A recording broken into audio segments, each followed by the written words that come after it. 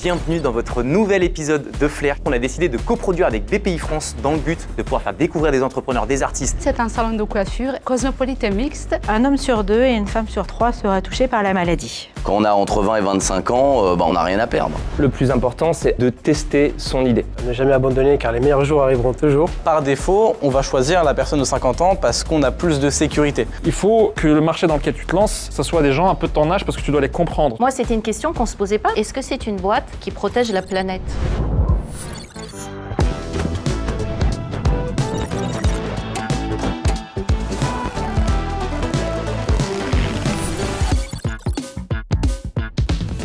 Bonjour à toutes et à tous, j'espère que vous allez bien et bienvenue dans votre nouvel épisode de Flair. Je suis très content de vous retrouver aujourd'hui avec un très beau casting autour de cette table. Est-ce que vous êtes chaud?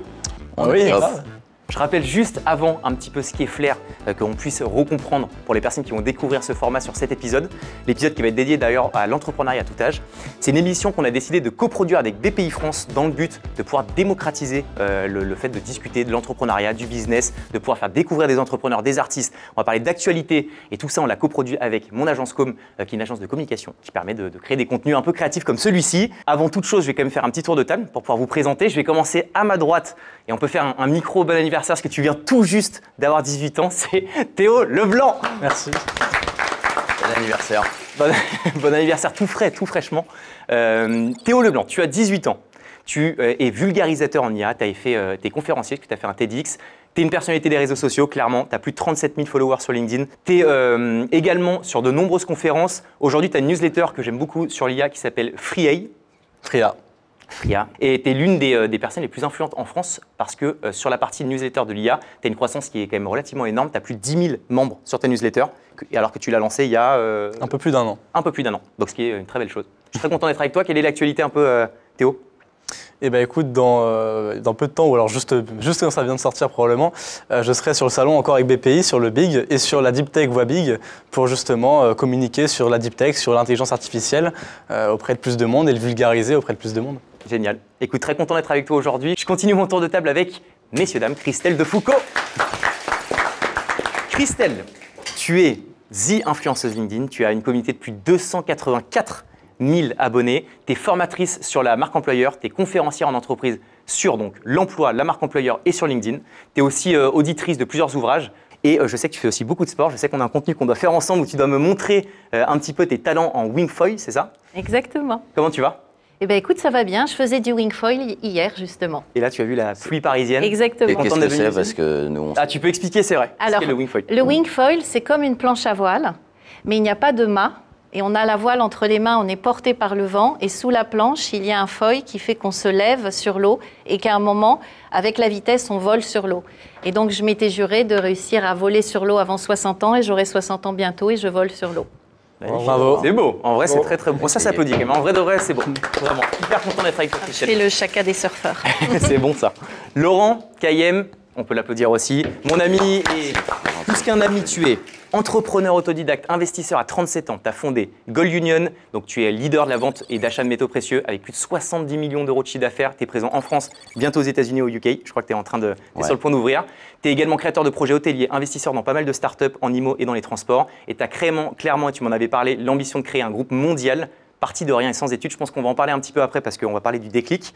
Comment tu vas déjà, mon Laurent? Bah ça va en pleine forme, je suis ravi d'être là. Je suis content de t'avoir. Les invités, c'est cool, les chroniqueurs, tout est top. Est-ce que l'actualité, est-ce que tu as déjà ouvert au UK, aux USA ou pas? Là, on vient de signer les premières boutiques au UK, aux US. Ok. Et ouverture avant la fin de l'année.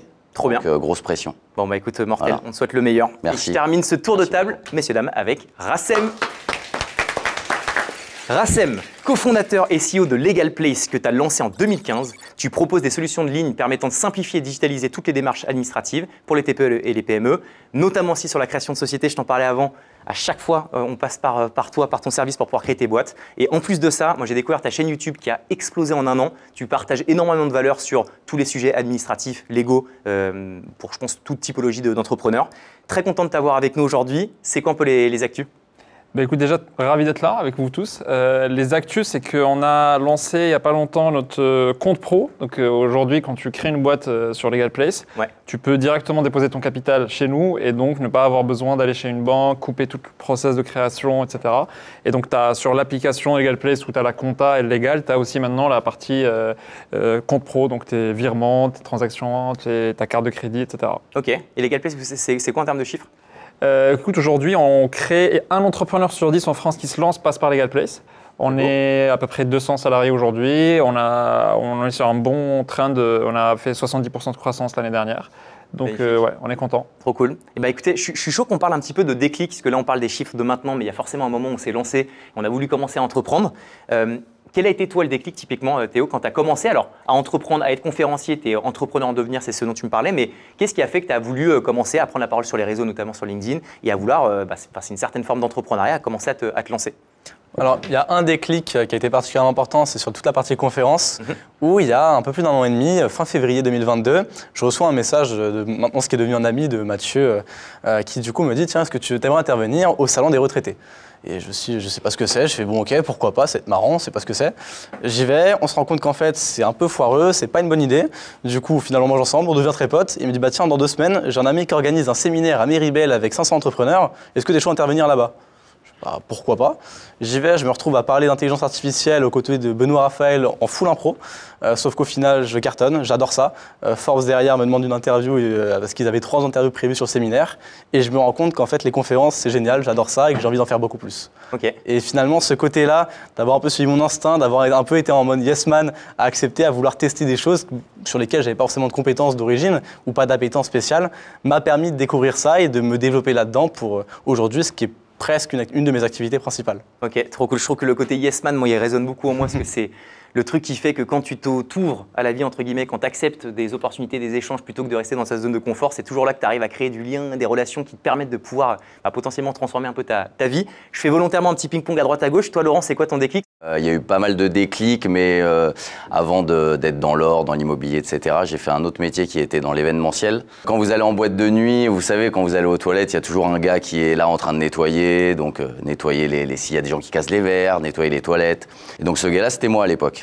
Donc je faisais ça aux madames sur les Champs-Élysées et je l'ai pas fait, je l'ai fait quelques mois. Hein. Donc ça, c'est vraiment, on va dire, je dénigre personne, mais un des pires métiers que j'ai fait. Ouais. Et je me souviens qu'un soir, il y avait un gars qui est venu, un client, donc qui dépensait beaucoup d'argent. Et en fait, à un moment dans la soirée, il avait chaud. Donc il a enlevé son pull et en allant aux toilettes, il me l'a jeté. C'est un moment qui m'a un peu vexé en fait. Le lendemain matin, je suis rentré chez moi et ma mère, elle prenait son petit déjeuner avant d'aller au travail. Et je lui ai dit, écoute, je pense que je vais pas continuer, c'est la dernière fois que j'irai là-bas. Et je lui ai dit, écoute, maintenant, c'est moi qui vais organiser les soirées. C'est comme ça qu'après, j'ai commencé à démarcher des boîtes pour organiser des soirées. Donc voilà. Ça a été viscéralement Ouais, ça a été, je marche pas mal, j'aime bien les films de vengeance, Monte Cristo, tout ça. Donc ouais, c'est un bon moteur, je trouve. On dit souvent que c'est pas quelque chose de sain. Mais pour moi, c'est un bon moteur quand même. Voilà. Je suis d'accord. L'ego. Ouais. Assem, toi, ça a été quoi le moment où tu as eu le déclic? J'ai pas un moment comme ça unique ou particulier qui a fait ça, mais en arrivant en France pour les études, j'avais besoin d'argent et c'était la première boîte que j'avais créée. C'était juste par pur besoin financier en fait, pour survie entre guillemets. J'avais été admis dans une grande école, donc j'étais très content et en même temps j'étais triste parce que je me disais j'ai aucun financement pour le faire. Ouais. Donc c'est pire que ne pas être admis quoi. C'est vraiment le truc de t'as un pied dedans et du coup parmi les idées que j'avais eues c'était de me lancer dans le business.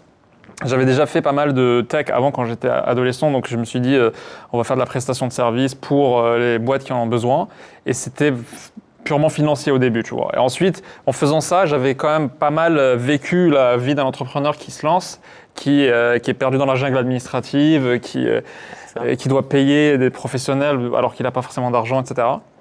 Et donc je me suis dit, c'est incroyable que la tech n'ait pas encore fait un travail d'automatisation de ce truc-là. Et donc voilà, j'ai creusé le sujet après et comme ça est venu Legal Place, quoi. Ok, trop cool. Et toi, Christelle ?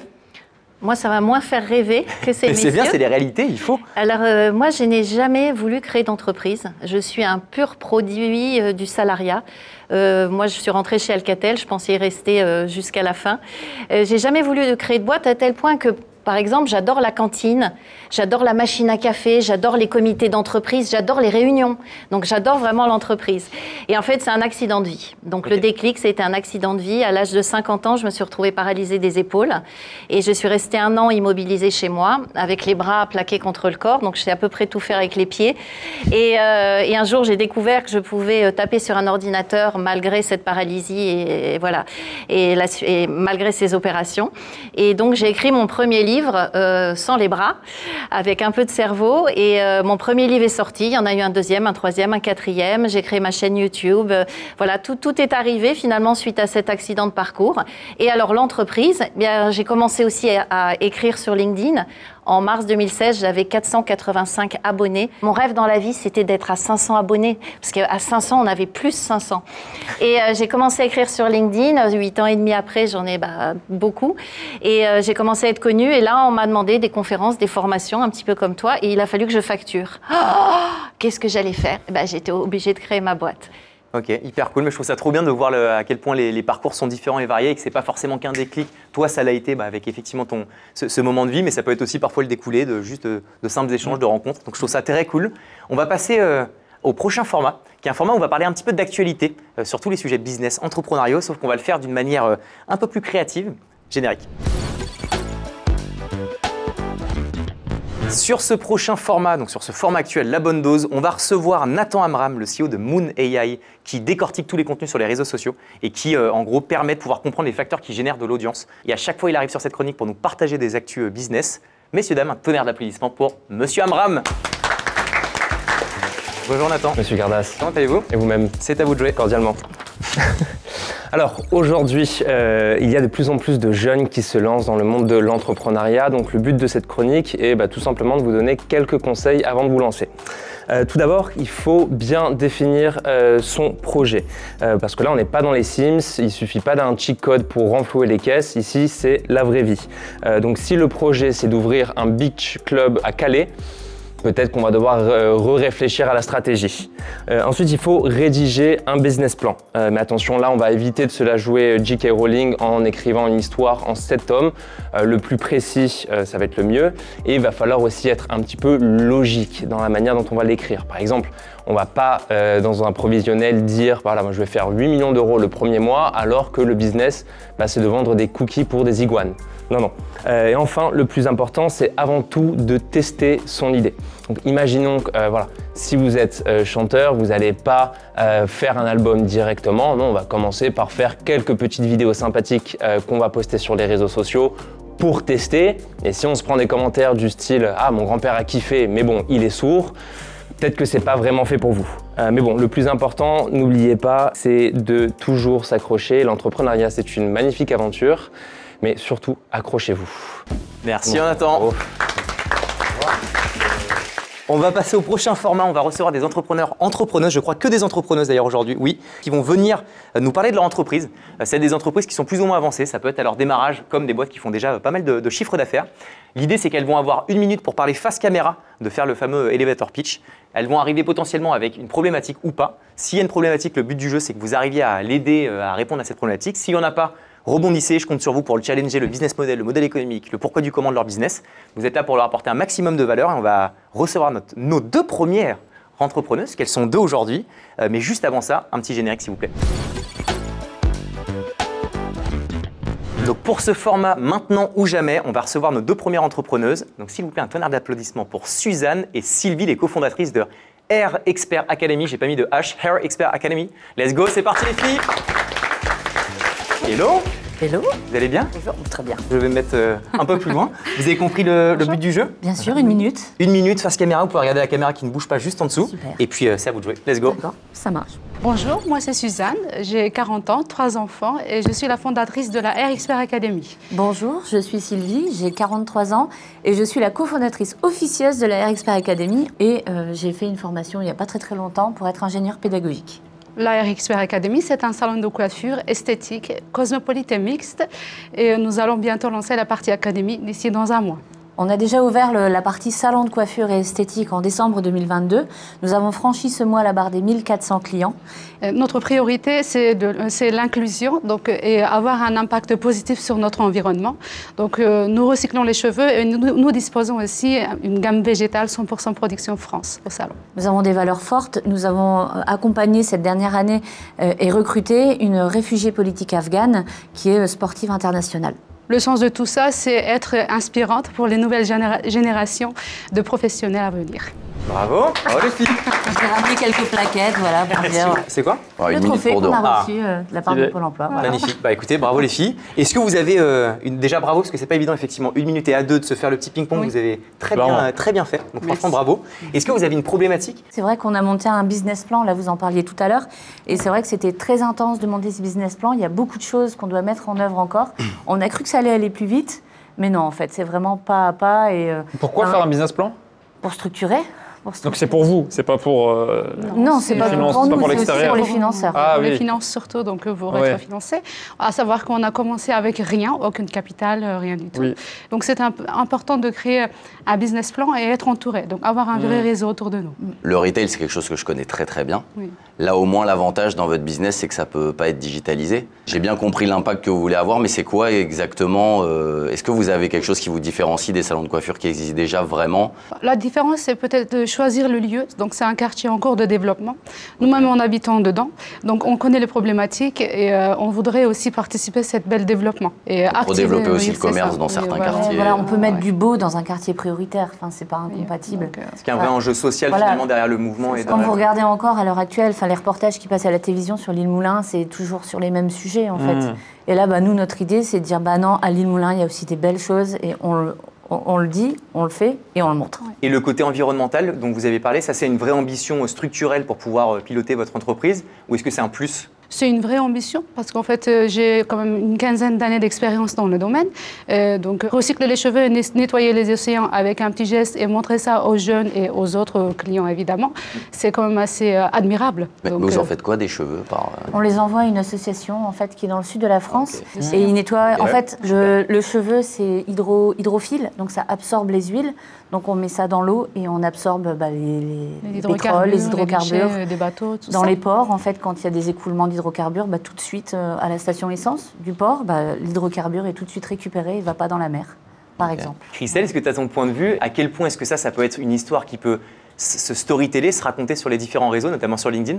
Alors c'est vrai que moi, ça a été mon premier réflexe. Je ne vous connaissais pas et donc j'ai tapé vos noms sur LinkedIn. J'ai été étonnée de ne pas voir plus de réalisations sur LinkedIn. Je pense que vous avez des jolies choses à montrer. C'est une très belle vitrine. Et pour moi, à l'heure actuelle, de ce que j'ai vu, elle est sous-exploitée. Oui.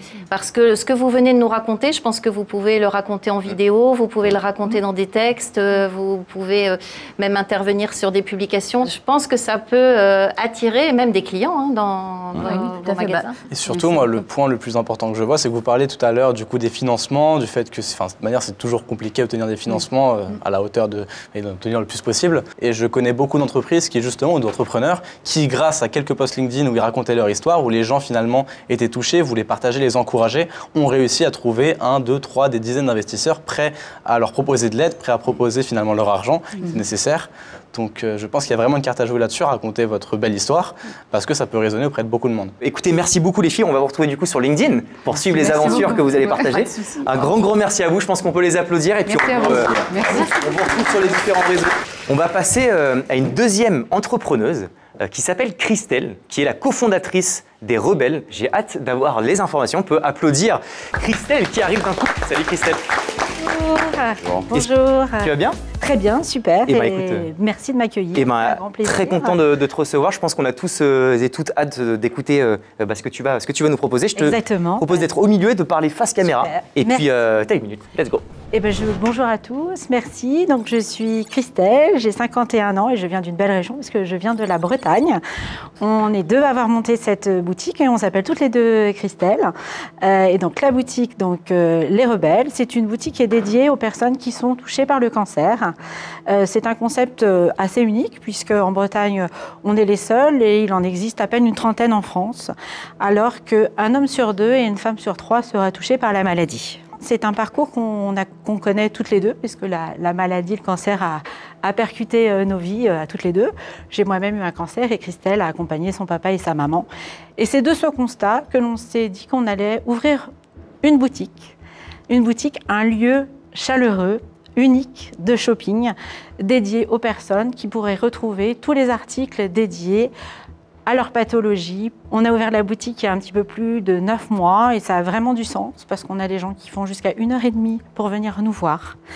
Et on a été récompensé récemment puisqu'on a eu le label Initiative Remarquable par rapport à notre boutique. Bravo Christelle, c'est un magnifique... Je vais à côté de toi, comme tu es toute seule, comme ça je suis... Merci. Magnifique, c'est magnifique comme cause. Déjà, bravo, c'est une merveilleuse idée. C'est vrai que... Est-ce que là aujourd'hui vous ne vendez pas en ligne du tout? Alors, je pense que votre développement il va passer par ça. On ne vend pas en ligne dans le sens où les 2 articles principaux sont 2 articles qui sont pris en charge par l'assurance maladie, sur lesquels il y a, et c'est normal, une obligation d'accueil et de prise de mesures. Donc la vente en ligne ne se fait pas. Ce serait pas possible d'aller prendre les mesures chez un médecin à côté de chez soi et ensuite... Non, il faut que ce soit nous, puisque c'est nous qui avons les formations et les diplômes pour ça. Et puis ça fait partie aussi pleinement de la démarche de resociabilisation des personnes. C'est des personnes, comme je disais, qui sont en traitement et qui ne sortent plus. C'est aussi une porte ouverte vers le retour à soi et puis les autres. Donc... Oui, il y a une vraie problématique d'accompagnement des patients post-traitement, post-opération et post-séjour à l'hôpital. Et surtout que maintenant, les séjours sont de plus en plus courts à l'hôpital parce que l'État essaie de faire des économies. Donc c'est clair que participer à ce parcours post-hôpital, ça crée beaucoup de valeur. La question, c'est surtout, est-ce que, comme on est dans le retail et donc dans le physique, comment vous en sortez sur cette partie-là? Ça va? Vous avez ce qu'il faut? Oui. Alors, sachant que on fait partie aussi du 10e sujet. Moi, je n'ai pas 20 ans et ma collègue non plus. On avait une expérience déjà importante dans le retail, puisque moi, j'étais responsable d'une agence de voyage dans un grand groupe et elle était aussi dans un grand groupe touristique. Donc, on avait déjà cette connaissance là. Et puis, l'avantage aussi, c'est que les produits que l'on a sont vraiment adaptés, personnalisés. On fait de la prise de mesure et on commande avec le fournisseur. Donc, on a très peu de stock. Donc, on n'a pas de l'argent dormant important à la boutique, puisque en fait, on commande et on paye après. Vous avez envie de rebondir? Oui, alors dans la communication, moi je partagerai beaucoup plus d'histoires propres. Beaucoup plus de témoignages, même masqués, mais de personnes qui racontent ce qu'elles ont trouvé dans vos boutiques, ce côté accueil, ce côté chaleur, ce dont on a besoin quand on est très blessé et très fragilisé. Merci. On donnera de la force à Christelle sur les réseaux sociaux, notamment sur LinkedIn. Et merci beaucoup à toi, merci. Christelle. Je pense qu'on peut applaudir vraiment et on te retrouvera sur les différents réseaux. Merci beaucoup, Christelle. Discours poignant pour un sujet important. Je pense que c'est bien de pouvoir mettre en lumière des entrepreneuses comme ça. On va passer à la suite, qui va être le format coup de pouce. On envoie un petit générique et je vous explique en quoi ça consiste. Générique. Sur ce format coup de pouce, on reçoit à chaque fois un entrepreneur qui vient partager de la valeur, de l'information sur une thématique et sur une niche. Aujourd'hui, on parle d'une thématique, encore une fois, de l'entrepreneuriat à tout âge. Donc, qui de mieux que Mohamed, qui est le CEO de l'agence Digital Arts, qui est encore en alternance, qui a candidaté d'ailleurs chez Com, je viens d'apprendre ça, et qui manage une alternante, donc qui développe sa structure, son activité, en plus d'être alternant. Messieurs, dames, un tonnerre d'applaudissements pour Mohamed. Hello! Bonjour à tous, comment ça va? Comment on va? Ça va? Ça va. Allez, cool. Tu vas nous dire s'il est possible de développer son business tout en étant étudiant. Je pense que déjà, tu es l'incarnation d'une personne qui le fait, donc la réponse est oui. Mais je te laisse prendre la parole. Tu peux te mettre au milieu, parler face caméra. Et puis, écoute, on est avec toi. Parfait. Bonjour à tous. Pour rebondir à la question, Harold, oui, bien sûr, c'est possible, je l'ai fait. Et pour ça, je vais vous partager 5 conseils aujourd'hui. Croire en son projet, c'est hyper important. Ne jamais abandonner car les meilleurs jours arriveront toujours. Optimiser son quotidien, c'est également hyper important. Moi, j'organise toute ma vie sur Notion. Comme ça, moi, je suis bien organisé. Pareil pour mon alternante, je lui envoie toutes les tâches et on avance très très bien comme ça. En 3, donc faire du networking. Donc, c'est comme ça que j'ai rencontré Harold et également participer à plein d'événements, etc. Ensuite, lancer une stratégie de personal branding, donc se lancer sur les réseaux, se montrer, se faire découvrir, montrer ses valeurs, etc. Et pour finir, déléguer, c'est hyper important. Moi, j'ai fait l'erreur de tout faire moi-même et j'ai perdu beaucoup de temps. Je suis à côté en alternance et à côté des études, j'ai peu de temps pour développer ma boîte. Et quand on délègue, on avance beaucoup plus vite. Bravo Mohamed, trop cool. Merci beaucoup. CEO de l'agence Digital Art, si vous voulez faire des contenus. On va passer au prochain format qui est le dernier format sur lequel on va mettre un petit peu plus de focus d'attention. Je vais vous demander de croiser un petit peu vos points de vue. On va parler de la thématique du jour. Avant ça, générique.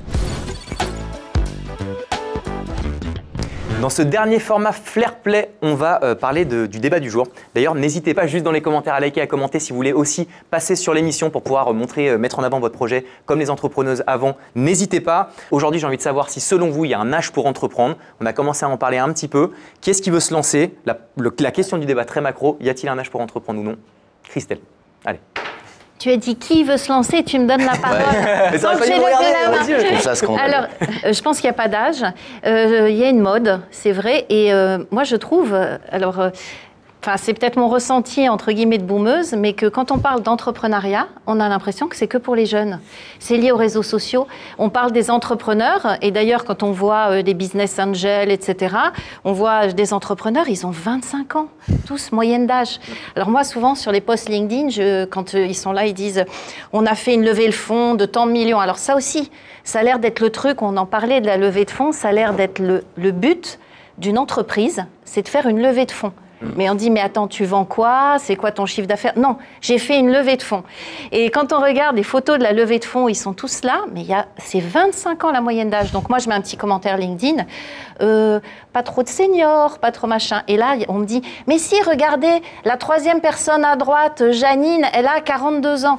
Et voilà, donc je pense qu'il y a un vrai effet de mode sur l'entrepreneuriat pour les jeunes. On n'imagine pas des seniors de plus de 50 ans entreprendre. Mais est-ce qu'on ne l'imaginait pas non plus des entrepreneurs de 18, 19 ans entreprendre il y a peu? Peut-être que c'est aussi… Alors, avant, on n'imaginait pas que des très jeunes puissent venir. D'ailleurs, quand tu es arrivé sur LinkedIn, on t'a fait la misère, nous les boomers. mais par contre, pas de très jeunes. Mais c'est vrai que dans l'imaginaire collectif, il faut avoir 25 ans pour entreprendre et pas 60 balais. Vous en pensez quoi, vous, les gars? Moi, franchement, un petit peu à contre-courant. Je ne dis pas qu'on ne peut pas entreprendre à tout âge, mais pour moi, il y a un âge idéal, vraiment. C'est entre 20 et 25 ans, quand on est encore chez papa-maman. Non, mais je ne dis pas qu'on ne peut pas après, mais je dis que c'est le moment idéal, en tout cas pour moi. Parce qu'on est encore chez papa-maman, on n'a pas de loyer à payer. Et je trouve que ceux qui le font plus tard, honnêtement, ça demande un courage extraordinaire, parce que quand on a déjà un crédit, des enfants, on est entre guillemets dans une prison dorée. C'est-à-dire qu'on a un salaire, on a souvent un bon métier, on est déjà bien installé. C'est beaucoup plus de risques. Quand on a entre 20 et 25 ans, on se lance, on n'a rien à perdre. Donc pour moi, c'est vraiment le meilleur moment, entre guillemets, pour se lancer.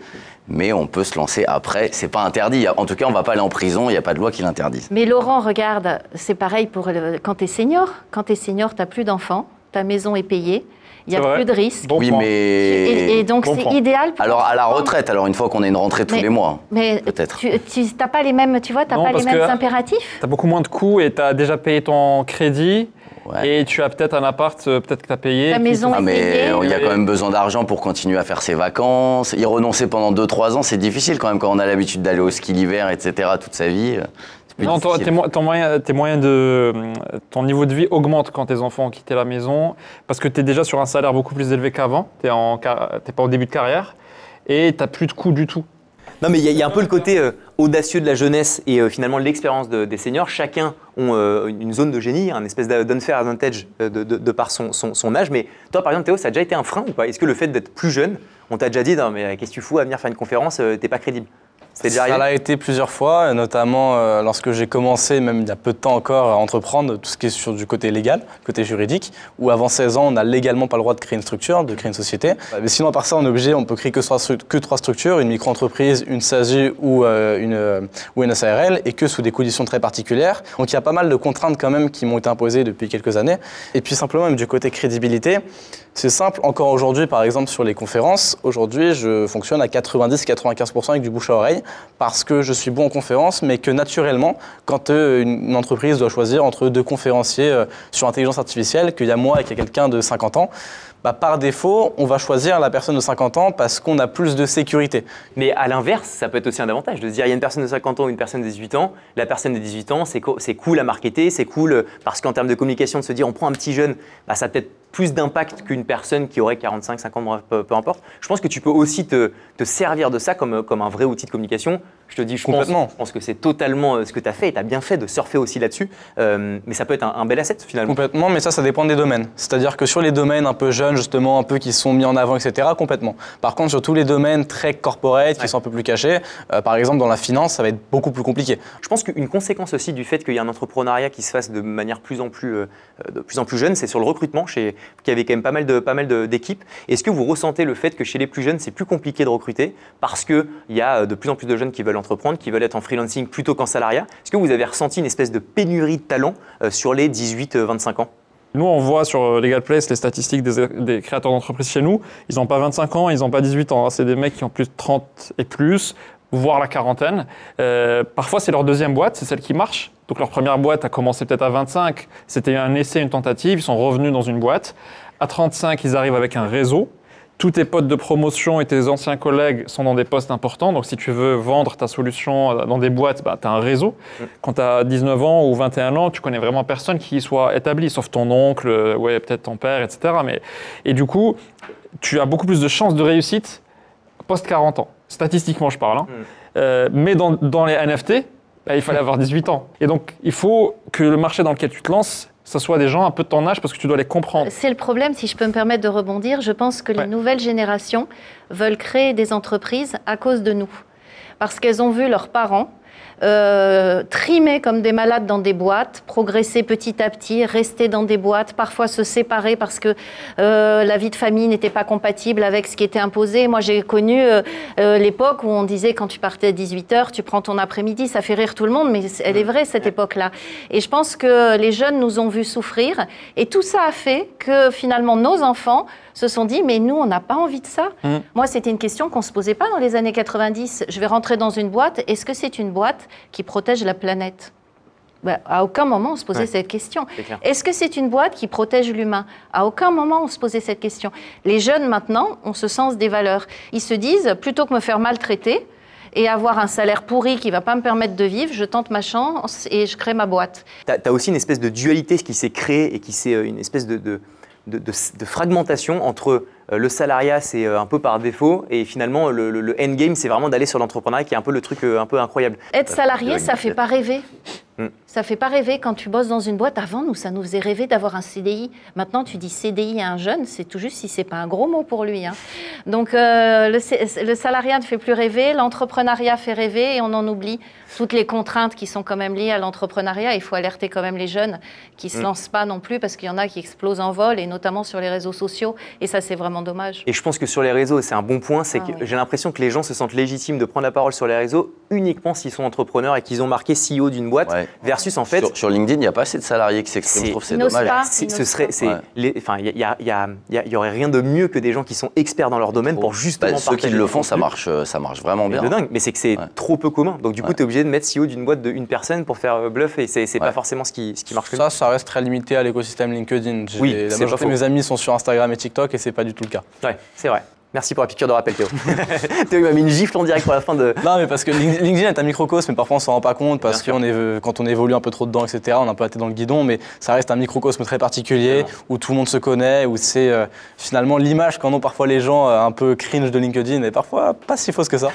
Donc non, il faut quand même se rappeler qu'on vit dans un monde relativement petit et qui ne voit pas toujours ce qu'il y a autour de lui. C'est un peu le Twitter français, dans un sens où les Français ne sont pas sur Twitter.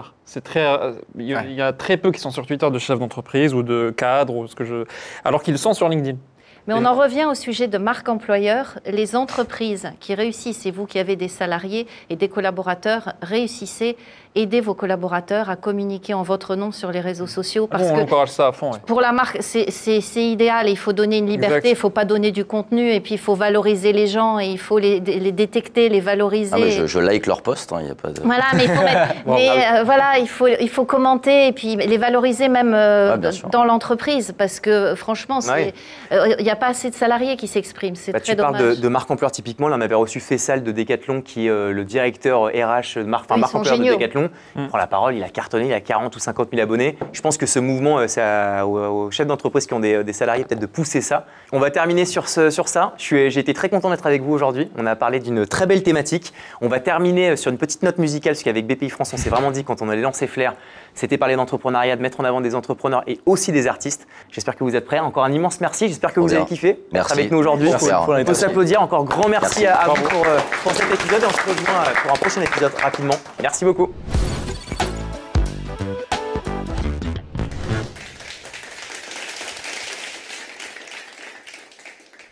Bien sûr ça va changer, changer, changer tout autour. Mais je veux pas que ça change, change, change, change nous.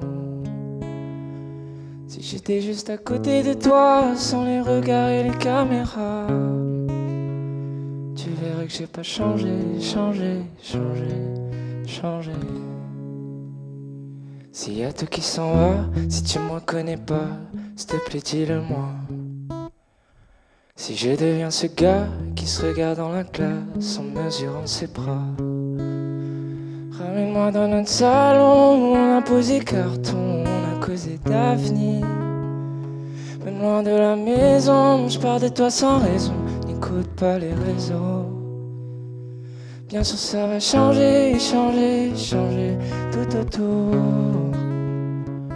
Mais je veux pas que ça change, change, change, change nous. J'étais juste à côté de toi, sans les regards et les caméras, tu verrais que j'ai pas changé, changé, changé, changé. Toi t'as peur de toutes ces filles, de tous ceux qui prient, t'as pas vu ton éclat. Toi tu te fais des films dans lesquels je fuis, mais je n'irai nulle part. Moi je veux revenir dans notre salon, notre château en carton, tes sourires jusque là. Je sais que t'as mille questions, j'ai toutes les réponses. Une minute ne suffit pas. Bien sûr ça va changer, changer, changer tout autour.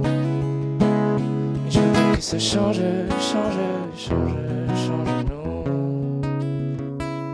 J'étais juste à côté de toi, sans les regards et les caméras, tu verrais que j'ai pas changé, changé, changé, changé.